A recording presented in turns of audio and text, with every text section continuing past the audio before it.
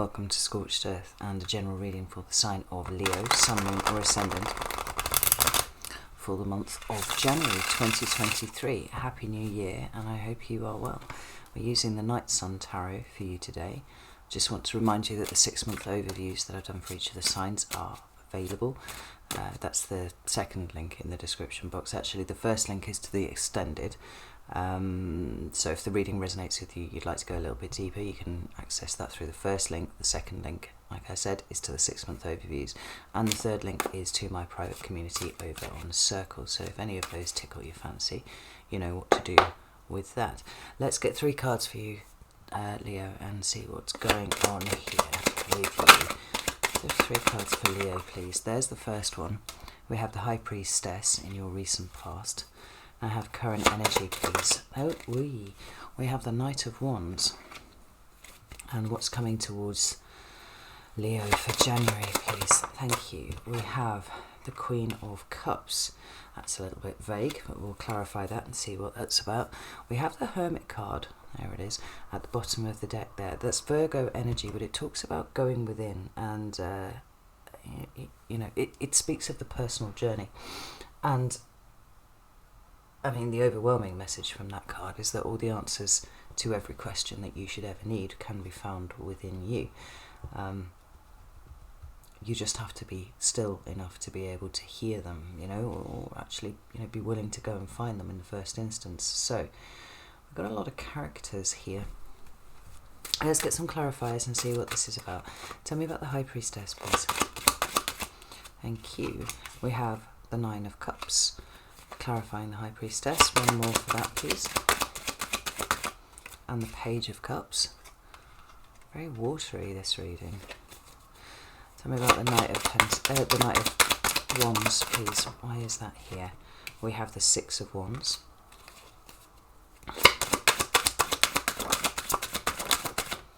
And we have the 5 of Swords. Interesting. And then tell me about the Queen of Cups, please. Thank you. We have the 4 of Cups. And we have the Tower. Now, I'm not too surprised to see the Tower. I just want to point out we've got the 3 of Wands at the bottom of the deck.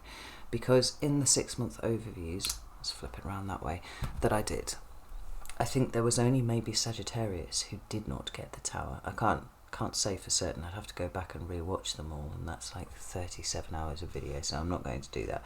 But I feel almost certain that just about every other sign got the Tower, and Leo definitely got the Tower. And it did seem to start for most people around about January time, although I think it's safe to say that the rumblings of the Tower have actually been going on throughout December too. Depending on how sensitive you are, you might already have noticed that kind of energy coming in. So I've just pulled up the Wild Unknown because I might refer to that too, depending on how we go here. So we have in your recent past the High Priestess. Now, the High Priestess is a card of the internal in exactly the same way that the Hermit is. I think both of them have a suggestion that you might have withdrawn recently. Not become a literal hermit exactly, but certainly that there hasn't been what I would say would be the normal natural inclination to spend lots of time around lots of people this month. And it's interesting because the Sun moving into Sag usually fires Leo up, so you do feel sociable, you do feel like going out to parties and all those kind of things, right? It's that combination of Leo and Sag energy together. But I actually feel like it's had you withdrawing because you seem to me to have been deep in thought for quite a long time. We've got this 9 of Cups here and this Page of Cups, and I feel like the 3 of them together are talking about the way that you are contemplating what it is that you actually want, right? It could be that you've been doing a bit of reflecting on emotional stuff, in terms of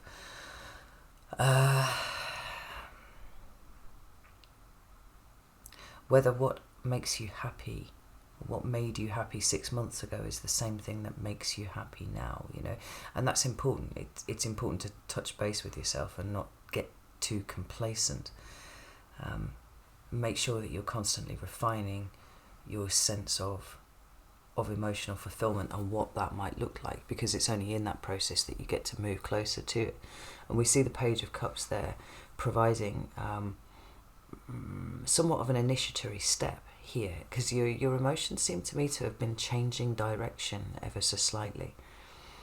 Or certainly what constitutes happiness to you is changing direction in some way.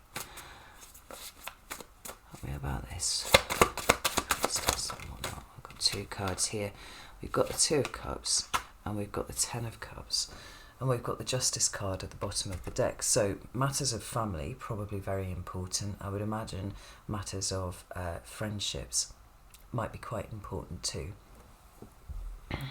But this sense of community, you know, the intimacy between you and another, and then the energy that you bring to your collective, whatever that collective is. Now, I think it's quite interesting that all of this is coming from a place of a suggested kind of withdrawal, a suggested retreat, while you mull all of this over. I don't think that there's any issue here with your family or with your significant relationships. It just seems to have been on your mind quite a lot. You know, Leo is often given to be one of those signs that tends to think about everybody else, but there's a nice balance here, I think. And rather than this being you putting yourself, you know, further down the pile of priorities than you should do, it just seems like you're checking in with everything and making sure that it's going the way that it should do, that you are providing the way that you should be, emotionally, materially, in all ways, right? But certainly how you show up emotionally is the important thing. It's the anchor point in all of these. And we've got this Justice card at the bottom of the deck, which is about karma and consequences. And I think that, actually now I've said that a lot of this thinking here, a lot of this withdrawing, a lot of what you are sitting with at the moment is making sure that the next steps that you intend to take are good for you, they're good for your significant relationships, and they're good for your community generally. I mean, that's pretty Leo thinking all the way around, to be honest. What we're looking for is, or what you have been looking for, we have been looking for, is those unintended consequences that come about when we become very fixated on something. You know what I'm talking about, Leo, right? That ability to become absolutely fixated on an outcome and miss things around us as a result, right? Or miss the possibility for unintended consequences to occur. I feel like you've taken a step back during December and just checked in with everything. Is there anything here that could blow up in my face? You know, it feels very level-headed and certainly very emotionally stable, the way that you're looking at it. But I wonder if this here is actually directly related to this over here. It's almost like you can smell the tower coming in. You know it's going to hit in some way or another. The question is how. Now, I mean, we'll talk about the tower when we get there. But you are pretty sensitive as a creature, naturally anyway, Leo. I think Leos are underrated intuitives. I think there are a few signs who are underrated intuitives, actually, that aren't water signs. And you are definitely one of them.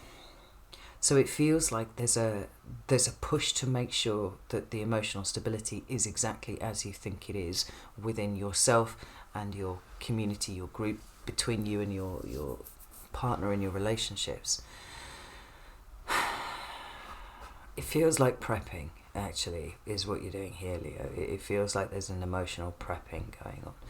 So when we move into your current energy, we have the Knight of Wands, their Sagittarius energy. We've got Leo down here with the Six of Wands, and we've also got Aquarius here with, excuse me, with the Five of Swords. Now, on the face of it, these are three very separate sort of statements. It's well, two really, to be honest, because the Knight of Wands is very much to do with as well as indicating Sagittarius. It's very much to do with living in the moment, right? Sometimes the more pejorative interpretation of it is it's to do with recklessness or thoughtlessness or all those kind of things. But as we have already covered that here, I feel like that's not representative of the energy that's going on here. It's more about the being in the moment, being absolutely present. You know, we've got the Six of Wands there, meaning that your mind is very much on your success, right? And I feel like this is with regard to a very particular thing. It's a very particular thing that you're thinking about here, and this is what's prompted all of this. Like I said, it felt like there was some sort of next move that you were planning, that you had in mind when you were going back over all of this to make sure that it's right. Make sure that you're right, make sure that it's right. You know, Leo, you've been burned by the tower so many times that there's a far more cautious approach that you tend to take now, you know. Let's have a look at this Six of Wands. Thank you. We've got the King of Cups. Yeah. So that's Scorpio energy. Interestingly, we've got Aquarius right at the bottom of the deck here, talking about the decisions that you make, you know, making them objectively, but we're also making them subjectively because we've got the King of Cups here. It's like heart and head working together here is very, very important for you, because where one of them gallops in front of the other, then that's where catastrophe hits, you know. So we've got this incredibly balanced energy. You are very balanced in what it is that you are doing, because this is all internal experience. This is much more external, because it's the King, Father of Cups, King of Cups, King of Swords, right? It's the active expression of the energy of that suit. So we have you being incredibly emotionally stable and giving out that vibe to everybody around you, but we're also getting a strong sense of you having thought very logically and rationally around everything that it is that you want to do. And, you know, perhaps that is because you are checking for faults in your own thinking. We see that there with the Five of Swords.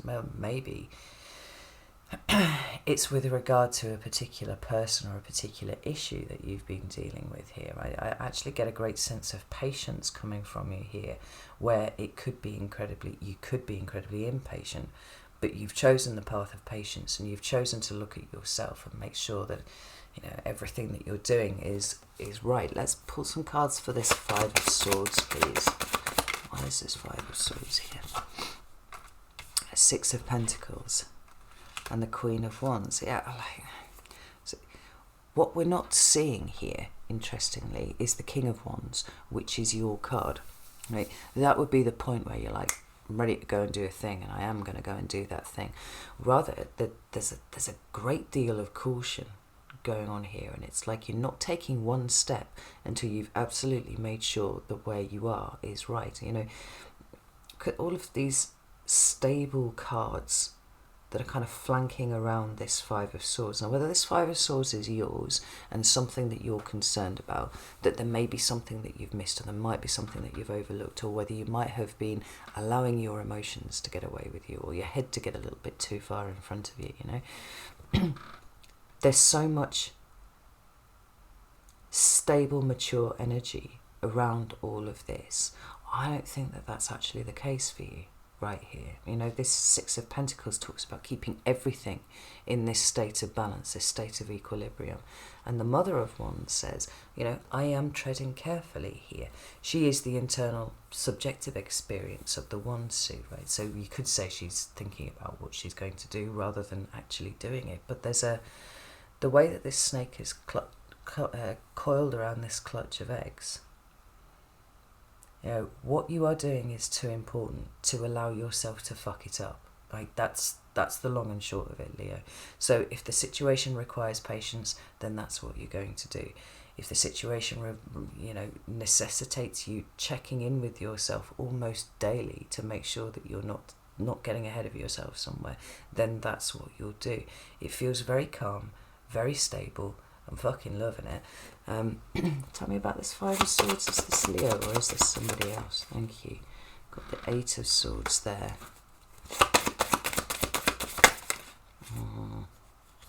it didn't jump, so I'm not going to take that card there. Yeah, I think that's actually a really beautiful way of expressing it. We've got the Fool at the bottom of the deck there, speaking about a new cycle, and I do think that this is what is the precious to you at the moment, Leo. It's the beginning of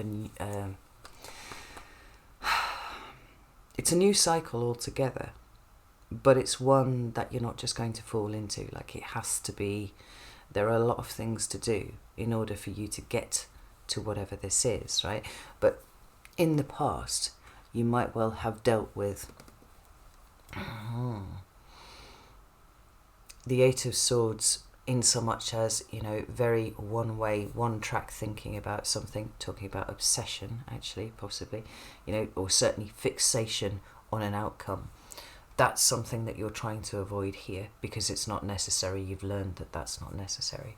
But it could be other things too, understanding that at points in the past you have been afflicted with self-doubt, and so if anything was going to sabotage what you were trying to do, it would be allowing doubt to creep in. That's part of an old cycle. It's part of an old lesson that isn't necessary for you to take forwards, right? You've got that, you understand it, you don't need to do that anymore. And so every single action that you're taking at the moment is absolutely from the perspective of making sure you don't sabotage this for yourself or allow somebody else to sabotage it, because I do feel that here somewhere. So when we move into January,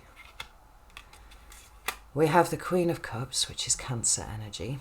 We have the Four of Cups, and we have the Tower. Now, the Tower is Scorpio for me. Some people say it's Aries as well. Not feeling that. It's Scorpio all day long for me. So, not that that really matters, because we have here this Three of Wands. And the most immediate and obvious thing that you could say about what was going down here is that there's a possibility that your very carefully laid plans might well be about to be blown up in some way or another, right? The Tower is a redirection. It takes you from point A to point C without touching point B, because it's like, actually, you just need to be going straight in that direction here. This is a cul-de-sac. You don't want to be going this way. I want to pull some more cards and see what this is about. But the Queen of Cups for me, as well as talking about, the card of Cancer and whatnot, because like this Queen here, she is the internalized subjective experience of something, right? And that's about emotions. Now, you've been doing a lot of work with emotions anyway. You've been doing it naturally because because you're intuitive as shit, and you've picked up that there's something blowing in on the wind, right?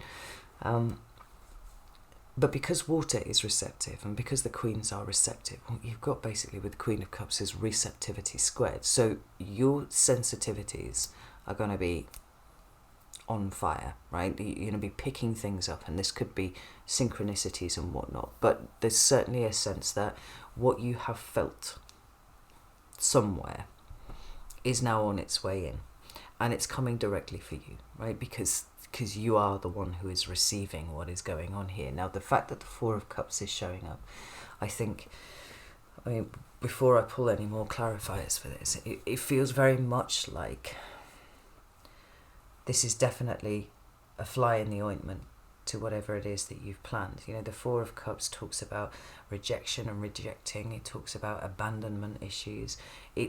There's a real sense, just from what you see on the card here, of something being offered, and this person not being able to see the value of what it is. It's not even seeing the value of what's going on there. Now, in that sense, it seems to me like the Tower is actually letting you know that what it is that you have been planning for needs some revision. And that the gift that is being given here by the little sky hand, it's got a little cloud with a little hand on it, is actually a gift. It's a blessing in disguise. But let's that's going to be difficult to navigate when you have spent so much time and mental effort on making sure that you're not fucking something up somewhere. Tell me about this Four of Cups, please. Thank you.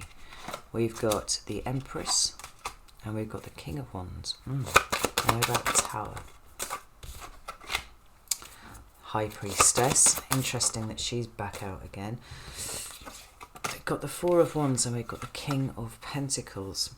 With the Page of Pentacles, interestingly, in the reverse on the bottom of the deck. This almost never happens because I always put the cards back straight. Oh, look, there you are, Leo, peeking out behind that. I put the cards back straight when I put my cards away. Now, this is really interesting because this says not this way to me too, right? The Page of Pentacles can talk about understanding the value of something, right? A new appreciation of the value of something. And it also, for me, takes something that you already have and moves it in a different direction. It goes, actually, right, I've seen this thing, I like it, I'm going to follow the route that gives me more of these. It's shutting down. There's the Strength card behind it, right? And then we've got more major arcana coming out down here with the Empress and with the High Priestess. You know, this sense that you've had that something is going to blow up is right. It is going to blow up. Could it have something to do with a Taurus, a Leo, a Pisces? Well, actually, any airs, any wands. Hang on, any fire sign, any earth sign. Possibly Taurus, Libra, Pisces. That's entirely possible. Actually, even Aries with that card down there. This Empress card is making me feel like you're going to have to act quickly. The Father of Wands is making me feel like you have to act quickly, but the Empress is making me feel like you're going to need to be quite resourceful and quite quickly on it. Now, I don't think there is loss here for you. There is the potential that you may interpret it as loss, but it actually isn't. It's a redirection of sorts. You know, the energy of the Empress is abundant and fertile and resourceful. You know, whether you interpret it as Leo or Taurus, both of those are resourceful. And here you are, you've got that at your back. So the plans that you've made initially are not going to play out the way that you want them to. And that's going to require you having to pivot, actually, I think, Leo, and pivot quite quickly without allowing your emotions to get involved in here anyway. Like, you know, if you want the potential for self-sabotage to kick in, it would be the point whereby what happens, and you go, well, fuck this, I don't even know why I fucking bothered, it was obviously going to go wrong. I don't think that you're going to go down that path, though, Leo, because as I discussed with you before, what you're trying to do is so important to you that you're not going to allow yourself to fuck it up with self-sabotage, you know, disappointment, the kind of things that might make you sit down and go, no, fuck it, I'm done. No, it's about being resourceful, and it's about pivoting. It's about looking for, not even looking for at this point, actually, it's about feeling for the right next step forward for you. You know, the High Priestess is coming up here as she has come, she's coming up here as she has come up here. Like, your next moves have to be quite intuitive, but at the same time, they need to pull in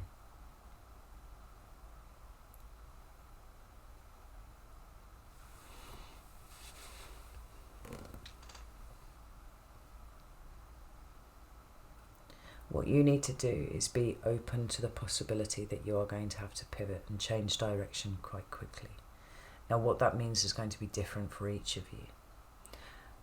But what I would say at this point is that the Tower hitting here, as it is a good thing. And at the point when the Tower hits, if you can embrace it as a good thing and go, okay, right, well, bearing in mind all of the work that I've done so far, and none of it's wasted. It's got me to this first tower moment that I knew that was going to happen, and there was always going to be something about it. So now it's here. I'm actually a step closer to where I need to be, where I actually should be, you know, where I want to be even. I mean, for some of you, this is absolutely related to home and what feels like home to you. You know, this Father of Pentacles is here, and it could be that you're having to go back to the drawing board with something. It could be that something's going to cost much more than you thought it was. It's possible that there are other things that you need to spend your money on at the moment, you know. This Tower card can talk about a literal building, and this Four of Wands can talk about home, right? And you get the two of them together, you can see why that would mean what it is.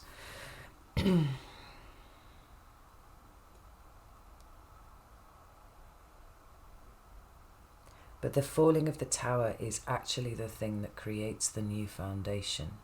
And if you can hold on to that point above everything else and just ride the waves that the tower produces, it's going to take you somewhere that you don't expect. Certainly not the place that you planned, but somewhere that is actually for you. This is very intriguing, Leo.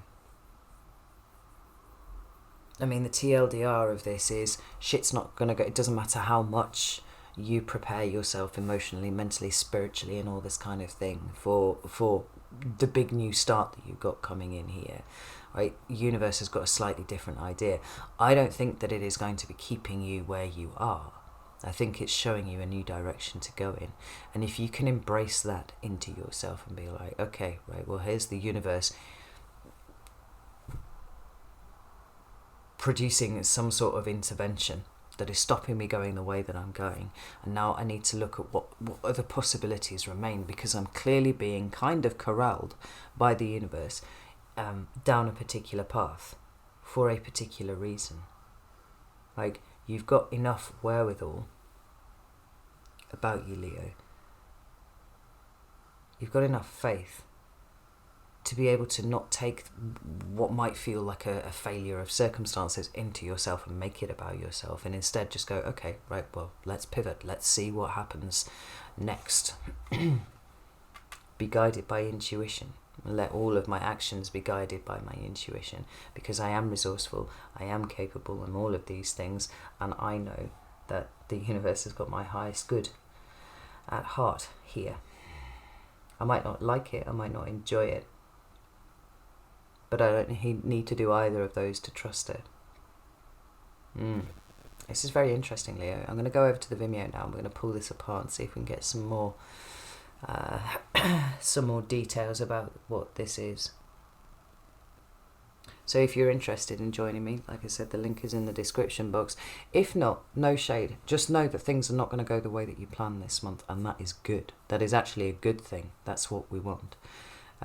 It might be that you have to stay in place for a little bit longer than you anticipated, perhaps where you have to get some more money together or something like that. Or it could be that the nature of what it is that you're trying to do is going to have to be blown up and started again. But in either of those, or if it's something else entirely, there's a distinct path that the universe is wanting you to take. And as we know, there's no point in resisting the tower. Go with it, look for the positives of it, look for what you can build anew from it, and just ride it out. Alright. Know that I love you all very, very much, and I will see you soon.